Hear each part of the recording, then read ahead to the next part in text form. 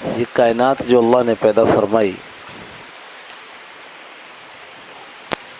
اور اس کائنات میں یہ دنیا بنائی، دنیا کے بارے میں ہم نے ایک دو جمعہ قبل بتایا بھی تھا کہ کیسے پانی اور پانی سے بلبلا اور بلبلے کے اوپر مٹی اور مٹی کے اوپر پہاڑ. تو اس وقت میں اللہ پاک نے جو مخلوق اس دنیا میں بھیجی وہ جنات تھے، اور یہی جنات میں سے ایک اتنا بڑا اتنی عبادت کہ وہ فرشتوں کا سردار بن گیا، جا کر اوپر عزازیل، جس کو بعد میں ابلیس کہا گیا. جب ان جنوں نے خوب خون خرابہ کیا اس دنیا میں بہت، تو اللہ رب العزت نے فرشتوں کو بھیج کر جنات کو دھکیل دیا پہاڑوں میں، ویرانوں میں، جنگلوں میں. اور پھر یہ ارشاد فرمایا فرشتوں سے کہ ہم ایک مخلوق کو اپنا نائب بنا کر دنیا میں بھیجنا چاہتے ہیں. تو فرشتوں نے کیا کہا، بہت مشہور ہے، آپ ایسی مخلوق پیدا کر رہے ہیں، اس پہ کچھ دماغ، تو یہ لڑائی جھگڑا کرتے ہیں، خون بہاتے ہیں. ابھی مخلوق کا آپ کو تجربہ ہو گیا کہ آپ نے جنوں کو پیدا کیا اور انہوں نے کتنا فساد برپا کیا. اور اگر تسبیح کرنا مقصود ہے تو ہم کریں رہے آپ کی. اس پر اللہ جل جلالہ نے حضرت آدم علیہ السلام کو علم سکھایا، علم اسماء. پھر اس کی تفسیر ہے، مختلف لوگوں نے مختلف تشریح کی ہے کہ اسماء سے کیا مراد ہے، کن کن چیزوں کا علم سکھایا گیا، کن چیزوں کے نام بتائے گئے. اور فرشتوں سے کہا کہ فلاں فلاں چیز کا تو نام بتاؤ. انہوں نے کہا ہمیں تو پتہ ہی نہیں. آدم تم بتاؤ. اور فوراً بتا دی کہ اللہ نے تم کو سکھا دیا تھا. تو فرشتوں نے مشہور اور معروف جملہ کہا جو قرآن میں لکھا ہے، قالو، ان فرشتوں نے کہا سبحانک، اللہ تو پاک ہے، تو پاک، بیکار بات نہیں کرتا، تو جو کام کرنے جا رہا ہے، سبحانک لا علم لنا، ہمیں اصل میں معلوم نہیں ہے، الا ما علمتنا، سوائے اس کے کہ جو تو نے ہمیں خود بتا دیا. انک انت العلیم الحکیم، اے اللہ تو جاننے والا ہے، چیزوں کو خوب جانتا ہے. یہ ان کو پیدا کریں گے تو کیا ہوگا، ان کو پیدا کریں گے تو کیا ہوگا، ان کو ماریں گے تو کیا ہوگا، ان کو ماریں گے تو کیا ہوگا، یہ بنائیں گے تو کیا ہوگا، یہ حالات آئیں گے تو کیا. انک انت العلیم الحکیم، اے اللہ تو خوب جانتا ہے، اور اس جاننے کے ساتھ تو حکیم بھی ہے. ہاں حکیم وہی جو میں نے عرض کیا، حکمت والا ہے، ہمیں کچھ تھوڑی پتا ہے. اللہ نے اس میں کوئی شک نہیں، نماز میں حکمت ہے. نماز میں حکمت کسی نے تلاش کی اور کہا کہ جی وہ اس میں یہ حکمت ہے کہ آدمی وقت کا پابند ہو جاتا ہے، پابندی وقت زندگی میں آتی ہے، بہت اچھی بات ہے جی، مان لیا ہم نے. نماز میں حکمت ہے جی، سارے لوگ جمع ہوتے ہیں اور جو ہے وہ ایک سمجھو معاشرے میں لوگوں سے ملاقاتیں ہو جاتی ہیں، پتہ چل جاتا ہے محلے میں دکھ درد کا لوگوں کے. ٹھیک ہے، مان لیا ہم نے. لیکن کسی نے یہ کہا کہ بھائی کیا اگر ہم اسی کو مان لیں کہ یہ حکمت ہے جس کے لیے نماز ہے، تو کل کلا کو اگر کسی نے کوئی کلب بنا لیا کہ جس میں روزانہ شام کو جمع ہوا کریں اور لوگوں کی خیر خبر ہو جائے، تو پھر نماز معاف ہو جائے گی کیا؟ یہ ہمارے علماء نے ان لوگوں کو جواب دیا تھا جنہوں نے جنگ بلقان کے وقت میں یہ بات کہی تھی کہ اپنے ذبیحے مت کرو، یہ پیسے جمع کر کے مسلمان مجاہدین کو دے دو. اللہ حکمت والے ہیں، وہ اصل حکمت تو وہی جانتے ہیں، اصل حکمت تو وہی جانتے ہیں کہ یہ حکم کیوں دیا گیا، یہ حکم کیوں نہیں دیا گیا، یہ کام اتنا کرنے کے لیے کہا گیا، یہ کام اتنے زیادہ کیوں نہیں کرنے کے لیے کہا گیا، کہ اللہ کی حکمت اللہ جانتے ہیں۔ حضرت صلی اللہ علیہ وسلم کے سامنے جب آیت اتری ہے وَلِلَّهِ عَلَى النَّاسِ حِجُّ الْبَيْتِ مَنِ اسْتَطَاعَ إِلَيْهِ سَبِيلًا وَمَنْ كَفَرَ فَإِنَّ اللَّهَ غَنِيٌّ عَنِ الْعَالَمِينَ، کہ جو استطاعت رکھتے ہیں ان کے لیے اللہ پاک نے حج فرض کر دیا ہے۔ تو اللہ کے نبی صلی اللہ علیہ وسلم نے اپنے بیان میں، اپنے خطاب میں، اپنے صحابہ سے بات کرتے ہوئے یہ بات فرمائی کہ لوگوں تم پر حج فرض کر دیا گیا ہے، اب اس کو ادا کرنے کا اہتمام کرو۔ تو ایک صحابی کھڑے ہوئے، انہوں نے کہا اللہ کے رسول کے ہر سال؟ آپ صلی اللہ علیہ وسلم خاموش رہے۔ وہ پھر کہنے اللہ کے رسول یہ بتا تو دیجئے کہ کیا ہر سال کرنا پڑے گا حج؟ آپ صلی اللہ علیہ وسلم خاموش رہے۔ اچھا، حضرات صحابہ ایسے نہیں تھے، وہ تو اللہ کے رسول کے سامنے، یعنی بعضوں کا تو ایسا آتا ہے تو عامر ابن عاص رضی اللہ عنہ مرض الموت میں ہے، حضور صلی اللہ علیہ وسلم کے بڑے صحابہ میں سے ہیں، اپنے بچوں کو کہہ رہے ہیں اگر تم مجھ سے پوچھو کہ نبی صلی اللہ علیہ وسلم کی شکل مبارک کیسی تھی تو یقین کرو میں بتا نہیں سکتا، ساری زندگی ادب کے بارے میں مارے ان کے سر اٹھا کر کے چہرہ نہیں دیکھ سکا۔ تو محدثین نے لکھا ہے یہ جو صحابی تھے، یہ اقرا بن حابس، یہ بالکل نئے نئے مسلمان ہوئے تھے، تو آداب نہیں معلوم تھے ان کا، اور سن ہے 9 ہجری، 9 ہجری کا شروع ہے۔ تو جب دوسری مرتبہ بھی رسول اللہ صلی اللہ علیہ وسلم نے کوئی جواب نہیں دیا تو انہوں نے تیسری مرتبہ پوچھ لیا۔ جب تیسری مرتبہ پوچھا تو حضرت رسول کریم صلی اللہ علیہ وسلم نے ارشاد فرمایا کہ دیکھو ایسے سوالات نہیں کیا کرو، اگر میں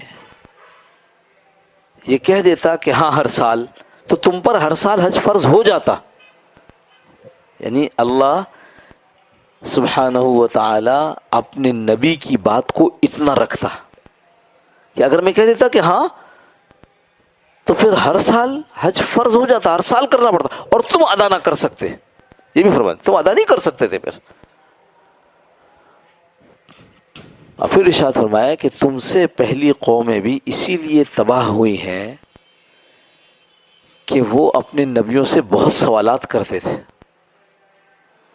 اور سوالات کر کے اپنے اوپر پابندی کروا لیتے، اور پابندی کروا لیتے اور پھر اس کو پورا نہیں کر پاتے، پھر اللہ ان کو ہلاک کرتے۔ تم ایسے مت بنو۔ وہ کتنی مشہور بات ہے کہ جھگڑا پیش کیا گیا موسیٰ علیہ السلام پر کہ جی قاتل یہ مقتول ہے، اس کے قاتل کا پتہ نہیں چل رہا۔ اللہ رب العزت نے حضرت موسیٰ علیہ السلام، یہ قرآن میں قصہ موجود ہے سورہ بقرہ میں، اللہ نے حضرت موسیٰ علیہ السلام سے کہا کہ ان سے کہو کہ ایک گائے ذبح کریں، اور اس گائے کے جو گوشت ہے اس کا ایک ٹکڑا لے کر کے وہ مقتول کو مارے جو قتل ہو گیا، وہ زندہ ہو کے نام بتا دے گا۔ ابھی پوچھتے ہیں گائے تو بتا دی پر گائے ہو کیسی، موٹی تگڑی کمزور، گائے ایسی ہو؟ اچھا یہ تو پتہ چل گیا لیکن رنگ تو بتایا نہیں کیسے۔ ایسے سوالات کیے۔ فرمایا بعد میں یہ مفسرین نے لکھا ہے کہ اس وقت جس وقت اللہ رب العزت نے فرمایا تھا گائے ذبح کرو تو کوئی سی ذبح کر دیتے، کوئی سی بھی، تو یہ ہو جاتا، لیکن انہوں نے اپنے اوپر قید لگوائی، ایسی ہو ایسی ہو ایسی ہو، دیکھنے والوں کو حسین لگتی ہو، اس طرح۔ جب یہ قید لگ گئی اب بیچارے ڈھونڈ رہے ہیں۔ اور اللہ تو حکیم ہے نا، اللہ تو حکیم ہے۔ ایک یتیم تھا جس کے پاس وہ اور اس کا بیٹا، بس کھانے کو کچھ نہیں تھا، اور ضرورت ان کی بہت زیادہ تھی۔ تو بعض مفسرین نے لکھا ہے کہ یہ جو گائے تھی جتنے سوال کر کے جس قسم کی گائے بنی وہ اس یتیم لڑکے کے پاس تھی اور کہیں بھی نہیں تھی. اللہ حکیم ہے. اب جب اس کے پاس پہنچے اس نے کہا میں تو اتنا پیسہ لوں گا. اللہ کیسے انتظام کرتے ہیں. اس یتیم کی کفالت کا کیسے انتظام کیا. اس نے نہیں میں کہا دے دو. کہنا میں تو نہیں دوں گا, یہ گائے مجھے بہت پسند ہے. اور خوب اچھا مال لے کر کے پھر وہ گائے دے دی. تو اس کو پیسہ مل گیا اور پھنسا کون؟ وہی بنی اسرائیل والے. پہلے کوئی سی بھی گائے لے کے ذبح کر دیتے. بات کہیں سے کہیں نکل رہی ہے. بات یہ ہے سوالات زیادہ نہیں کرنا چاہیے. اور اللہ حکیم ہے. اللہ جانتے ہیں یہاں سے لے کر وہاں تک کا سفر. بتاؤ آسان ہوتا اگر ہر سال فرض کر دیتے تو. زندگی میں ایک مرتبہ. کتنے حکیم ہیں. روزہ کچھ آسان ہے تو کیا کیا؟ سال میں 1 مہینہ. اور وہ بھی ایسا نہیں کہ سال میں 1 مہینہ جنوری ٹھنڈک میں لمبا 17.5 گھنٹے کا روزہ نہ, بہت مختصر سا روزہ. یا جون کر دیتے 17.5 گھنٹے کا روزہ ساری زندگی. نہیں, اس میں کہا رمضان اسلامی والا مہینہ, اس میں روزہ رکھو. لہذا یہ گرمی بھی آئے گا, سردی میں بھی آئے گا, باہر میں بھی آئے گا, خزاں میں بھی آئے گا. حکمت دیکھو اللہ کی. مال کا نکالنا بڑا مشکل کام ہے, آسان نہیں ہے. ہاں, مال سے جو انسان کو محبت ہو جاتی ہے تو سال میں 1 مرتبہ, وہ بھی کتنا؟ 100 روپے میں 2.5 روپے. اللہ کی شان. نماز اس سے آسان ہے, دن میں 5 مرتبہ کر دی. اور ذکر اس سے آسان ہے, اللہ اللہ اللہ اللہ, سبحان اللہ سبحان اللہ سبحان الحمدللہ الحمدللہ. وضو ہے نہیں ہے, کھڑے ہیں بیٹھے ہیں اٹھے ہیں, سبحان اللہ. تو فرما دیا یا ایھا الذین آمنوا اذکروا اللہ ذکرا کثیرا. اس میں کوئی عدد ہی نہیں بتایا, خوب کرو. اللہ بڑے حکیم ہے.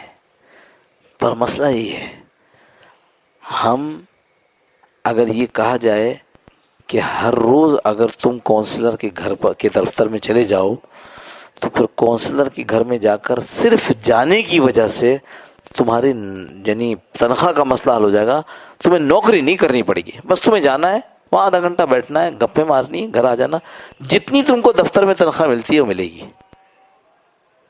جائیں گے نا, سارے جائیں گے. اللہ حکیم ہے. وہ ہم کو حکمت سمجھ میں آتی ہے اس لیے ہم چلے جائیں گے. لیکن یہ حکمت کہ ہم انسانوں کو نمازوں کی وجہ سے پالیں گے, یہ سمجھ میں نہیں آتی ہمیں. نتیجہ کیا ہوتا ہے؟ نہیں پڑھتے. اس کو حکیم مان لیں گے تو ہم کہیں گے یہ نماز میں ہمارا فائدہ ہے. یہ لگ رہا ہے کہ سردی میں وضو کرنا پڑ رہا ہے لیکن اس میں فائدہ ہے. یہ لگ رہا ہے کہ ہمیں کاروبار چھوڑ کر ملازمت چھوڑ کے آنا پڑ رہا ہے مگر اس میں فائدہ ہے. یہ لگ رہا ہے کہ رات کی نیند صبح اور عشاء والی اور فجر والی نمازوں میں نیند آ رہی ہوتی ہے, اس کے باوجود جانا پڑتا ہے, لیکن اسی میں ہمارا فائدہ ہے. یہ بس سمجھنا ہے ہمارا فائدہ کس میں ہے.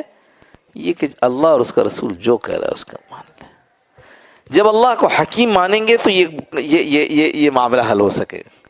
جب اللہ کو حکیم نہیں مانے, اللہ اللہ ہے بس اس کے سامنے جھکتے ہیں. بھائی جھکتے ہیں تو اس کی صفات ہیں, اس اللہ نے بتا.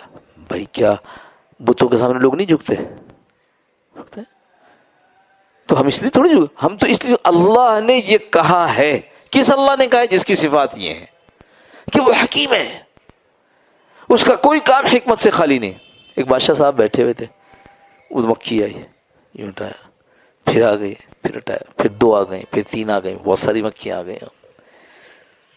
تو اپنے وزیر اعظم جو بیٹھا ہوا تھا اس سے کہا کہ یہ اللہ نے یہ مکھیاں کیوں پیدا کر دی ہے نا بھائی, کوئی کام سوال ہی کہ اور قابو آتی نہیں مکھی مچھر تو ایسے. تو وزیر اعظم کہنے لگے کہ حضرت بادشاہ سلامت سچ سچ بتا دوں. کہاں بتا دو, کہ آپ ناراض تو نہیں ہوں گے؟ کہیں ہم ناراض نہیں ہوں گے، ہم کہہ رہے ہیں بتاؤ سچ سچ. کہنے لگے یہ اللہ نے اس لیے پیدا کیے کہ بادشاہوں کو احساس دلائیں کہ وہ کتنے کمزور ہیں. اللہ بڑے حکیم ہیں. انہوں نے تو یہ اپنے سے سوچ کے کر دیا. اللہ بڑے حکیم ہیں. جو کام اللہ کرتے ہیں، کر رہے ہیں، کریں گے، جو حالات ہیں وہ سب حکمت والے ہیں. ایک ملک ہے اس دنیا میں، بڑی آبادی ہے اس کی، بہت بڑی آبادی. آزاد ہوا کچھ عرصے کے بعد انہوں نے دیکھا کہ ہم اتنی کھیتی کرتے ہیں، وہ کھیتی میں سے تو اچھا خاصا چڑیاں کھا جاتی ہیں. تو انہوں نے باقاعدہ قانون بنایا، جو چڑیاں کو مارے گا، جتنے چڑیاں مارے گا اس کو اتنے. لہٰذا انہوں نے سال بھر 1.5 سال میں چڑیوں کا صفایا کر دیا. اس سے اگلے سال فصل ساری ضائع ہو گئی. پہلے تھوڑی سی ضائع ہوتی تھی، چڑیاں کھا جاتی تھی، سب ضائع ہو گئی. کیا ہوا تو معلوم ہوا کہ وہ کیڑے جو فصل برباد کرتے تھے، چڑیاں ان کو بھی تو کھاتی تھی، وہ تو تم نے مار دی ساری. تو ان کیڑوں نے فصل برباد کر دی. اللہ کے ہاں بڑی حکمت. ہر بات میں کہو اللہ آپ نے جو کیا صحیح کیا. کسی بزرگ نے پوچھا، کسی بزرگ سے پوچھا گیا کہ حضرت کیا حال ہے؟ کہ اس کا حال کیا پوچھتے ہو جس کی مرضی سے ساری دنیا کے کام چل رہے ہیں. تو کہنے لگا حضرت کیا بول رہے، سوچ کے بولیے. کہاں اس کا حال کیا پوچھتے ہو جس کی مرضی سے ساری دنیا چل رہی ہے؟ ہمیں امید نہیں کہ آپ ایسی بات کریں گے. کہ بھائی دیکھو میں نے یہ کیا کہ اپنی مرضی کو اللہ کی مرضی میں فنا کر دیا، تو جو کچھ ہو رہا ہے میری مرضی سے ہو رہا ہے نا. اس واسطے جس کو یہ بتا دوں آپ کو، یہ جو بات آخری عرض کی ہم نے، یہ ولایت سمجھتے ہو؟ ولایت اولیاء اللہ کے، ولایت کا سب سے اونچا مقام ہے. ولایت کا سب سے اونچا مقام یہ ہے کہ آدمی اللہ کے ہر حکم پر راضی ہو جائے. بچہ دیا تھا، جوانی میں لے لیا، اللہ راضی ہو. آپ نے لے لیا تو انشاءاللہ اس میں کوئی حکمت ہوگی. میں نے فلاں کیا تھا، فلاں حال آ گیا، بیمار ہو گیا، بخار ہو گیا، یوں ہو گیا، میں راضی ہوں اللہ. یہ ولایت کا سب سے اونچا مقام ہے. اس مقام کو کہتے ہیں تسلیم و رضا. ہر بات کو مان لینا، اللہ کی رضا پہ راضی ہو جانا. اللہ ہم سب کو اس مقام تک پہنچا دے. مشکل نہیں ہے، سوری ناممکن نہیں ہے، مشکل ہے، ناممکن نہیں ہے. ناممکن بالکل نہیں. جب اللہ نے کہا ہے کہ میری طرف سفر کرو، میری طرف سفر کرو، تو اللہ ولایت کا سب سے اونچا مقام دے دے، یہ کوئی ناممکن بات نہیں ہے. ہاں مشکل ہے. تو مشکل کس نے بنائی ہے؟ ہم نے بنائی ہے. ہم کہتے ہیں ایسے کرو، ہم کہتے ہیں ایسے کیسے کریں گے، ہم کہتے ہیں ایسے کرو، کہتے ہیں ایسے کیسے کریں گے. مشکل ہم نے بنائی. حکیم صاحب سے کہا نا آدمی نے یہ بیماری ہے، حکیم صاحب بڑے دور گاؤں گیا تھا، تو اس حکیم صاحب نے کہا کہ بھائی دیکھو ٹھیک ہے ایسا کرو، یہ دوائیاں ہیں، یہ دوائی کھاؤ، لیکن پرہیز ہے سخت. کیا؟ کہنے لگے دال سے اور آلو سے، ان سے پرہیز کرنا پڑے گا. اوہ ناراض ہو گیا، کھڑا ہو گیا. کہنے حکیم صاحب عجیب حکمت ہے آپ کی، اتنی تنگی ہے؟ تو تنگی ہے؟ کہنے بھائی ہمارے گاؤں میں تو آلو اور دال ہی ہوتا ہے، یہی دونوں آپ نے منع کر دیا، یہ تو بڑی تنگی ہے حکمت کے اندر. تو انہوں نے کہا کہ حکمت میں تنگی نہیں ہے، تیرے گاؤں میں تنگی ہے. کھانے کی تو بہت ساری چیزیں ہیں، یہی تو تم اگاتے ہو تو تمہارے گاؤں میں تنگی. ہمارا مشکل دین مشکل نہیں ہے، ہم نے اپنے معاشرے کو مشکل بنا دیا ہے. دین تو بہت آسان ہے. وہ کہتے ہیں کہ اس طرح کرو کہ جس کے گھر میں بیٹی ہے اس کے پاس جاؤ اور ادب سے اور حکمت سے اس سے کہو کہ میرا بیٹا جو ہے اس سے میں تمہاری بیٹی کی شادی کر جاتا ہوں. وہ راضی ہو جائے تو ایک آدمی نکاح پڑھا دے، ختم معاملہ. ہم نے کیا تنگی پیدا کر دی؟ ہم نے یہ تنگی پیدا کر دی کہ یوں بھی ہو اور یوں بھی ہو، اور اتنے رشتے دار بھی آئیں گے اور وہ بھی کھلائیں، ان کو کھانا بھی کھلانا، ان کو فلانا بھی کرنا. تو ہم نے معاشرے میں تنگی ہے، ہمارے یہاں تنگی نہیں ہے، دین میں تنگی نہیں ہے. اب جب معاشرے میں تنگی ہو گئی تو اب ہم دیکھتے ہیں کہ لوگوں کو قرض لے کر کے شادی کرنا آسان ہے، قرض لے کر، اور اس سادگی سے شادی کرنا مشکل ہے. تو دین کی مشکل تو ہم نے بنائی ہے.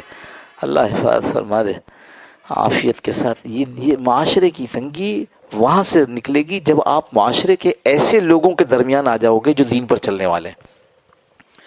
جب ان لوگوں سے دوستی، ان کی صحبت، انہی کے ساتھ اٹھنا بیٹھنا، پھر مزے ہی مزے، پھر تو مزے ہی مزے۔ ابھی ہم سفر پہ جا رہے تھے تو رستے میں پنجاب کے قریب وہاں ایک بس یعنی سے اترے، دوسری بس میں چڑھے۔ ارے آپ کہاں مولانا؟ شیفیلڈ ہے ایک جگہ انگلینڈ میں، اس کے مسجد کے امام۔ ارے مولانا آپ کہاں؟ اچھا ہم سے وہاں ہم تعلیم ہماری وہاں انگلینڈ میں بھی تھی، پھر جب ہم یہاں آئے عمرے کے دوران وہاں مدینہ منورہ میں ملاقات ہوئی تھی۔ ارے مولانا آپ یہاں کہاں؟ میں تو علاقہ تو میرا یہی ہے، میں بیٹی کی شادی کرنے آیا ہوں۔ اللہ کی شان۔ اس کے بعد پھر ملاقات ہو گئی۔ اب یہ جا رہے تھے، ان کے واپسی کا سفر تھا۔ میں نے کہا سب خیریت سے؟ ہاں۔ میں نے کہا کیا آپ کے رشتہ دار وغیرہ؟ کہنا رشتہ دار وغیرہ ہے، مگر مسجد میں نکاح کیا، مسجد میں نکاح کیا، اور مغرب کی نماز کے فوراً بعد، یا مغرب کی نماز، عصر کی نماز کے فوراً بعد، ایسی کسی نماز کا تذکرہ کیا کہ فوراً بعد بیٹی کو لے کے نکلا، اور جا کر کے پیدل، گھر قریب تھا، ان کے گھر پہ چھوڑ دیا کہ یہ بیٹی آپ کے حوالے، انگلینڈ کا رہنے والا، اور بچی بھی انگلینڈ کی رہنے والی تھی، یعنی کہ وہ بچی بھی انگلینڈ کی رہنے والی۔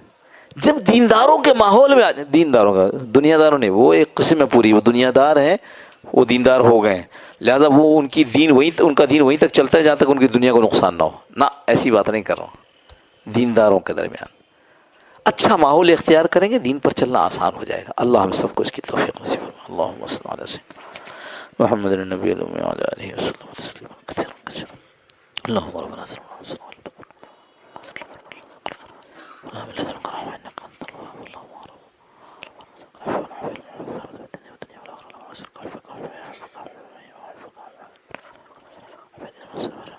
الوهاب اللهم برحمتك يا أرحم الراحمين۔ السلام عليكم ورحمة الله وبركاته۔